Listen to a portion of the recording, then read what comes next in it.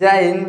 देखिए इस वीडियो में समझते हैं कि 1 महीने तक अगर ये वीर्य को रोक के रखते हैं तब क्या होता है और सीमन और स्पर्म में अंतर क्या होता है। तो सबसे पहले समझते हैं इस सीमन और स्पर्म कहाँ बनता है और ये किसके अंदर बनता है। तो ध्यान समझिए, देखिए ये सब कहाँ बनता है भैया, तो पुरुष के अंदर बनता है। लेकिन कहाँ बनता है समझिए, है क्या है, इसे हम बोलते हैं मेल जननांग बोलते हैं। लेकिन हर जगह ही नहीं बनता है। अब ऐसा थोड़ी ना है स्पर्म है सीमन है तो हर जगह ही बनेगा, हर जगह ही नहीं बनता है। कहाँ बनता है, देखिए है जो गोल के दिखाई दे रहा है इसे हम बोलते हैं टेस्टिस बोलते हैं। तो टेस्टिस में क्या बनता है, तो देखिए स्पर्म बनता है। अब देखिए जैसे आप हस्तमैथुन करते हैं चाहे संबंध बनाते हैं, देखिए ये ठो नली होता है इसको ले जाने वाला, देखिए इसे हम बोलते हैं बेस डिफरेंस नस बोलते हैं। अब जो बेस डिफरेंस नस होता है ना, इसी के माध्यम से शुक्राणु बाहर जाता है। अब जैसे जाता है तो रास्ता मिल जाता है सेमाइनल वेसिकल और प्रोस्टेट ग्लैंड। ये सब क्या करते हैं तो अपने तरल द्रव को क्या करते हैं, छोड़ देते हैं। अब जैसे छोड़ते हैं, अब देखिए इधर से जा रहा है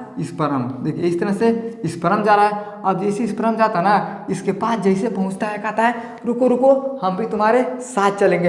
अब देखिए यहाँ से सेमिनल वेसिकल से और प्रोस्टेट ग्लैंड से क्या होता है तो तरल पदार्थ निकलता है और वो सब क्या होते हैं आपस में मिल जाते हैं। अब जैसे ये आपस में मिलते हैं तब जब बाहर आता है तब हम क्या करते हैं तो सीमन को देखते हैं। किसको देखते हैं, सीमन को देखते हैं। यानी कहने का मतलब क्या है, स्पर्म को हम नहीं देख पाते हैं लेकिन सीमन को हम देखते हैं। तो यही अंतर होता है। यानी अगर कोई पूछता है कि सीमन और स्पर्म में अंतर क्या होता है, देखिए सीमन को हम आंखों से देख सकते हैं लेकिन स्पर्म को हम नहीं देख सकते।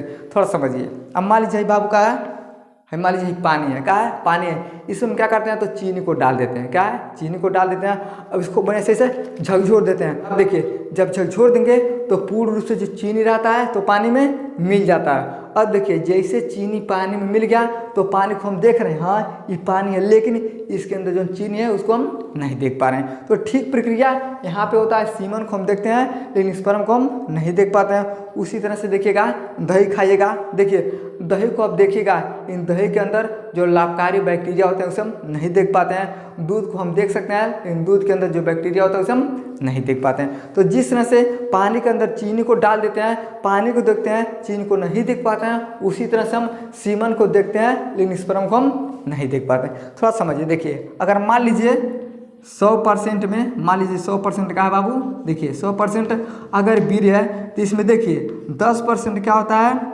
स्पर्म होता है। क्या होता है, स्पर्म होता है। अब ये 10% में ना 90% क्या बनते हैं तो शुक्राणु बनते हैं। क्या बनते हैं तो शुक्राणु बनते हैं। तो देखिए सबसे ज़्यादा क्या होता है हमारे शरीर में तो वीर्य होता है। अब उसके अंदर 10% केवल स्पर्म होता है, इसके अंदर 90% क्या होते हैं तो शुक्राणु बनते हैं। तो देखिए जैसे आप हस्तमैथुन करते हैं तो जो बाहर आपको दूधिया कलर का सफ़ेद कलर दिखाई देता है वो क्या होता है, सीमन होता है। और सीमन के अंदर क्या होता है, स्पर्म होता है। थोड़ा यहाँ पे समझ, देखिए है पूरा का बाबू ये गिर गया, हस्तमैथुन के दौरान ये गिर गया तो सीमन को हम क्या करते हैं तो देखते हैं। क्या करते हैं, देखते हैं। लेकिन इसी के अंदर क्या होता है स्पर्मुआ होता है। क्या होता है, अब मान लीजिए इसी के अंदर क्या हो गया तो स्पर्म हो गया। तो स्पर्म को हम नहीं देख पाते हैं लेकिन सीमन को हम देखते हैं। इतना आपको समझ में गया।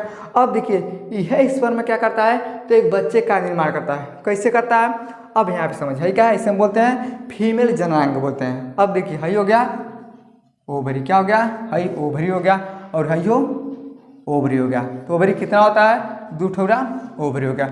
अब समझिए, देखिए यहाँ से क्या होता है स्पर्म जाता है। क्या होता है, स्पर्म इस तरह से जाता है। लेकिन देखिए संबंध बनाने का सबसे बड़ा रास्ता कौन होता है तो वेजाइना है। देखिए हो गया वेजाइना हो गया। देखिए यहाँ से लेके जितना भी जगह होता है इसे बोलते हैं तो वेजाइना बोलते हैं। तो इसी के माध्यम से मानव क्या करता है तो संभोग करता है। अब जैसे स्पर्म ऐसे जाता है ना, देखिए इस तरह से स्पर्म जाता है। अब एक बात बताइए, स्पर्म तो जा रहा है लेकिन अंडा के पास जाने के लिए भैया कौन रास्ता होना चाहिए, और रास्ता का नाम है देखिए है जो नली से बोलते हैं फिलिपियन ट्यूब बोलते हैं। तो फिलिपियन ट्यूब कहता है, बात बताओ भैया तुमको कहीं नहीं रास्ता मिला है, हमारे पास आओ, हम क्या करेंगे तुमको पहुंचाएंगे।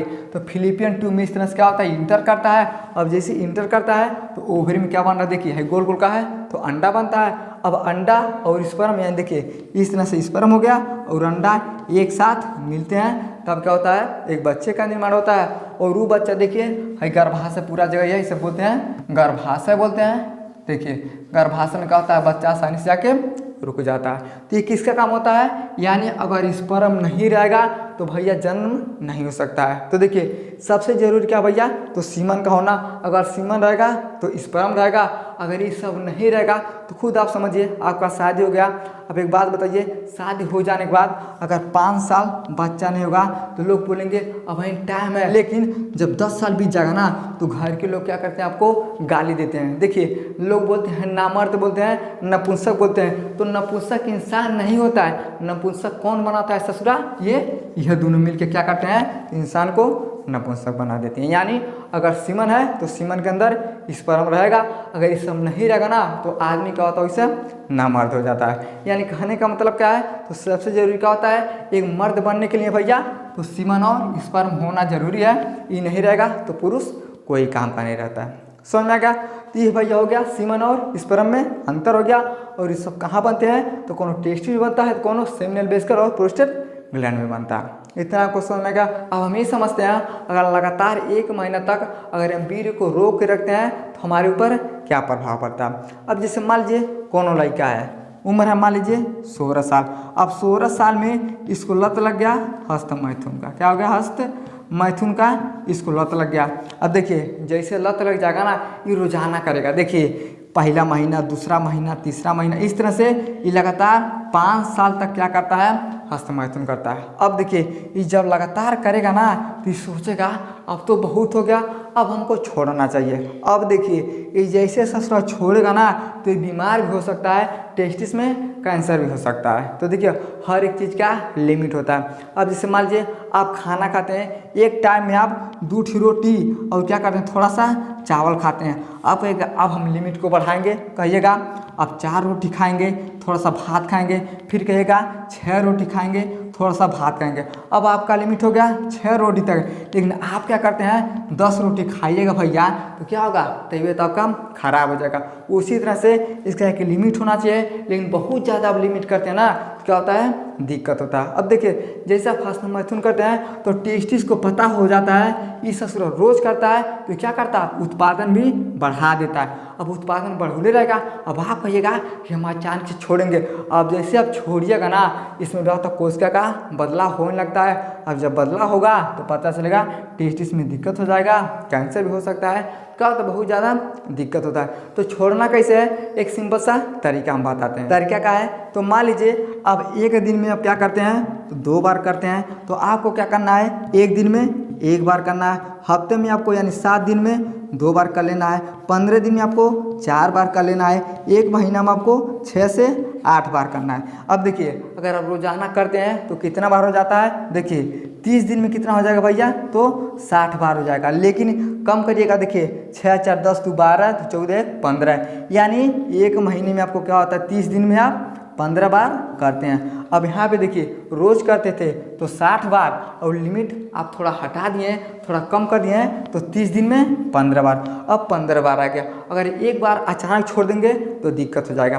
अब जैसे मान लीजिए आप जाते हैं कहीं दवाई कराने के लिए, तो डॉक्टर बोलता है आपका तबीयत बहुत ज़्यादा खराब हो गया, तो आप क्या करते हैं, दवा को लेते हैं। तो डॉक्टर क्या करता है, अब देखिए 1 हफ्ता में आपको कितना दवा देगा, मान लीजिए 10 गोली, कितना दिया भैया, 1 हफ्ता में 10 गोली दिया। अब जैसे 10 गोली खा लीजिएगा ना, अगले हफ्ता में यानी दूसरा सप्ताह में जाएगा ना तो पूछेगा ठीक भइल है, आप कहेगा हाँ ठीक हो गया। ये क्या करेगा, 2 गोली घटा देगा, कितना गोली देगा, तो 8 गोली, कितना देगा, 8 गोली देगा। तो देखिए जब 2 सप्ताह खत्म हो जाएगा फिर जाइएगा तो कहेगा ठीक हुआ है, कहेगा हाँ और ठीक हो गया। देखिए तो जब तीसरा सप्ताह में जाएगा ये क्या करेगा, 5 गोली देगा, कितना देगा, तो 5 गोली देगा। लेकिन जब लास्ट में जाएगा चौथा महीना तो पूछेगा ठीक हो गया है, आप कहेगा पूरा ठीक हो गया, थोड़ा सा दुखा रहा है। तो देखिए चौथा हफ्ता में क्या करेगा, ये आपको 2 गोली दे देगा। कहाँ 2 गोली देगा भैया, तो कहेगा बीमारी अब खत्म हो गया। अब देखिए जब आप दवा करा रहे हैं तो डॉक्टर के पास जा रहे हैं तो पहला बेर 10 गोली, दूसरा हफ्ता में 8 गोली, तीसरा हफ्ता में 5 गोली, चौथा हफ्ता में 2 गोली। इस तरह से जब डॉक्टर आपको दवा देगा ना तो आपके शरीर पे कोई प्रभाव नहीं पड़ेगा। लेकिन अगर ये पहले हफ्ते में 10 गोली दे दिया और एक के बार हचाक से कम कर देगा, कहेगा तुमको दवाइयाँ नहीं चलेगा ना, तो आपके ऊपर बीमारी बढ़ सकता है। समझ गया? तो डॉक्टर भी क्या करता है, दवा का लिमिट आपको धीरे धीरे कम करके देता है, जिसके कारण आपका शरीर स्वस्थ हो जाता है। तो जिस तरह से डॉक्टर आपको दवाई दे रहा है उसी तरह से आपको क्या करना है, हस्तमैथुन को आप क्या कर सकते हैं, कम कर सकते हैं। देखिए अगर कम करेंगे तो आपके लिए बेहतर है भैया, अगर बहुत ज़्यादा पतला हो जाएगा तो बच्चा चाहना असंभव हो जाता है, तो आपको लोग नामर्द बोलेंगे। समझ में आ गया? आई होप आपको समझ में आ गया सीमन और स्पर्म में अंतर क्या होता है और 1 महीने वीर्य को रोकने से क्या होता है। 1 महीने रोकिएगा तो हमेशा के लिए छूट जाता है और आपका शरीर स्वस्थ हो जाता है। समझ में आ गया? तो वीडियो को लाइक शेयर सब्सक्राइब जरूर करें। जय हिंद।